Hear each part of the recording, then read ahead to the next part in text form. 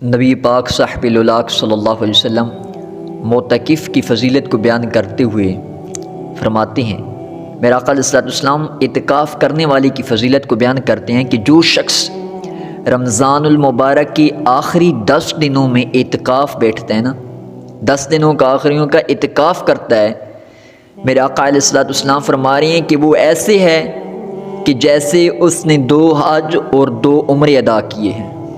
اللہ اکبر! اعتکاف کی فضیلت دیکھیں، ایک شخص ہے لاکھوں روپے خرچ کر کے حج کے لیے جاتا ہے، عمرے کے لیے جاتا ہے، لیکن ابھی بھی اس کو یہ یقین نہیں ہے، وہ یقین کامل کے ساتھ یہ نہیں کہہ سکتا کہ میرا عمرہ ادا ہو گیا ہوگا کہ نہیں، پتہ نہیں میرا جو حج ہے وہ اللہ کی بارگاہ میں قبول ہوگا کہ نہیں۔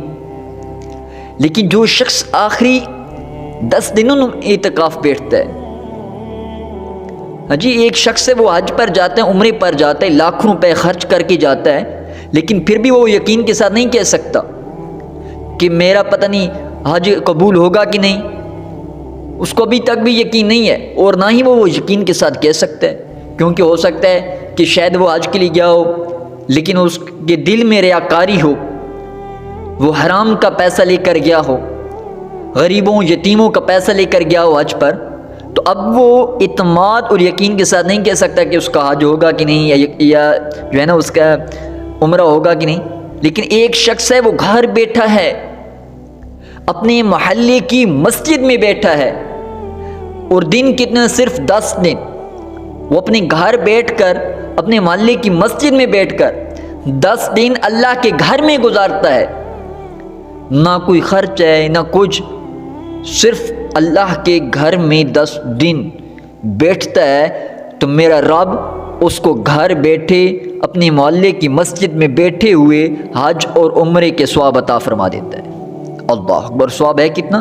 2 حج اور 2 عمروں کا۔ یہ اعتکاف کی فضیلت ہے، یہ معتکف کی شان ہے کہ وہ نہ پیسے خرچ کرتا ہے، نہ حج کے لیے، نہ اتنے دور سفر کے لیے جاتا ہے۔ ویسے جانا تو چاہیے، جس کے پاس پیسے ہیں حج کے لیے وہ اس کے لیے جانا ضروری ہے، زندگی میں ایک بار جانا اس کے لیے فرض ہے، حج پر جانا۔ لیکن بات کرنے کا مقصد یہ ہے کہ اللہ نے امت محمدیہ پر کتنے فضائل فرمائے ہیں، کتنی رحمتیں امت محمدیہ پر فرمائی ہیں، کہ اگر کوئی شخص غریب ہے، وہ حج کے لیے نہیں جا سکتا، اس کے پاس پیسے نہیں ہیں، اس کے پاس مال و دولت نہیں ہے، وہ اس قابل نہیں کہ وہ جا سکے وہاں پر، اس کے پاس اتنی دولت نہیں ہے، تو وہ اللہ کے گھر میں آ جائے، 10 دن اپنے رشتہ داروں سے، اپنے محلے والوں سے بائیکاٹ کر کے اللہ کے گھر میں بیٹھ جائے۔ بیٹھنا اس کا کام ہے، اس کو حج اور عمروں کا ثواب عطا کرنا رب ذوالجلال کا کام ہے۔ اللہ اکبر! میرے آقا کا فرمان ہے کہ اللہ تعالیٰ اس کو 2 حجوں اور 2 عمروں کا ثواب عطا فرماتے ہیں۔ اس کے بعد میرے آقا کا یہ بھی فرمان ہے کہ جو شخص اعتکاف کرتا ہے نا، مسجد میں بیٹھتا ہے، معتکف ہوتا ہے، اعتکاف کرتا ہے، تو وہ برائیوں سے باز رہتا ہے، اور وہ ہوتا مسجد میں ہے لیکن اللہ تبارک و تعالی اس کو نیکیوں کے ثواب عطا فرماتے رہتے ہیں۔ وہ مسجد میں بیٹھا ہوتا ہے لیکن اللہ تبارک و تعالی اس کی نیکیوں میں کیا کرتے جاتے ہیں؟ اضافہ فرماتے جاتے ہیں، اس کے درجات کو اللہ تبارک و تعالی بلند فرماتے جاتے ہیں۔ اللہ اکبر! تو یہ اعتکاف بڑی فضیلت والا ہے، اس کی بڑی شان ہے، بڑی فضیلت ہے۔ آقا علیہ الصلوۃ والسلام نے اس کی بڑی فضیلت کو بیان فرمایا۔ اللہ تبارک و تعالی نے خود بھی قرآن مجید میں اللہ تعالی نے فرمایا وَلَا تُبَاشِرُوهُنَّ وَأَنْتُمْ عَاكِفُونَ فِي الْمَسَاجِدِ، کہ تم عورتوں کے ساتھ مباشرہ نہ کرو جب تم اعتکاف میں ہو، مسجدوں میں ہو۔ تو قرآن مجید میں بھی واضح طور پر اعتکاف کی فضیلت کو بیان کیا گیا، اعتکاف کے بارے میں ہم کو بتایا گیا کہ آپ نے اعتکاف کرنا ہے۔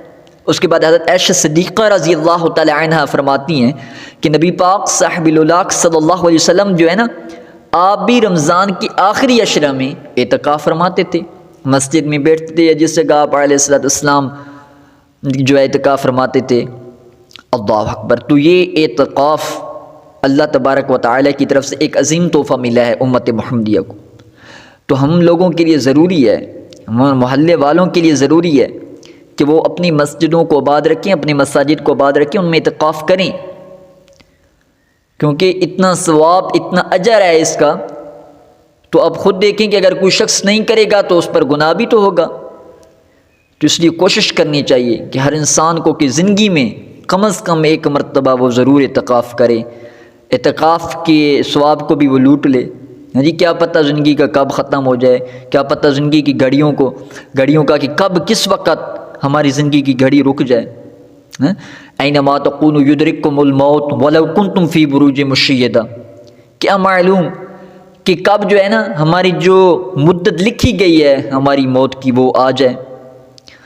اللہ اکبر. تو اس سے پہلے زیادہ سے زیادہ نیکیاں اکٹھی کریں، اعتکاف بیٹھیں، رمضان کے فضائل کو جانیں، رمضان کی اہمیت کو جانیں، رمضان کے آداب و احکامات کو جانیں، ان پر عمل کریں، رمضان کے عشروں سے فوائد حاصل کریں، رمضان المبارک کے دنوں سے فائدے حاصل کریں، تاکہ اللہ تبارک و تعالی ہماری یہ دنیا بھی آسان فرما دے اور کل بروز قیامت بھی اللہ تبارک و تعالی ہم کو سرخرو فرمائے.